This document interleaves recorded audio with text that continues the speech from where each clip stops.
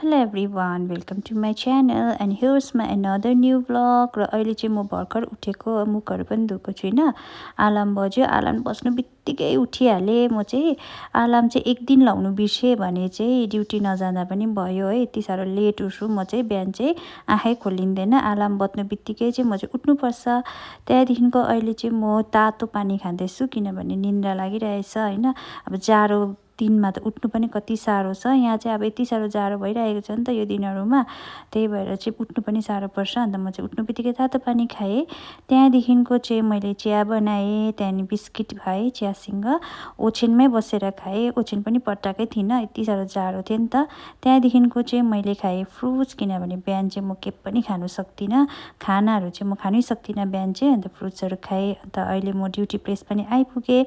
त्यहाँदेखि चाहिँ class start भयो। अन्त मैले चाहिँ आज चाहिँ यिनीहरूलाई चाहिँ पढाउनुको लागि चाहिँ एउटा पेन्सिल लिएर आएको थिएँ मेरो रुमबाट। अन्त कसले राम्रो पर्छ तिमीहरूलाई म यो पेन्सिल दिन्छु भनेर भने। अन्त यिनीहरू पनि यति साह्रो सिरियस भइरहेछ पढ्नुमा है, आँखा पनि पेन्सिलमै छ। अन्त लास्टमा चाहिँ खेन्ड्रपले पायो यो पेन्सिल है सबै पढेर।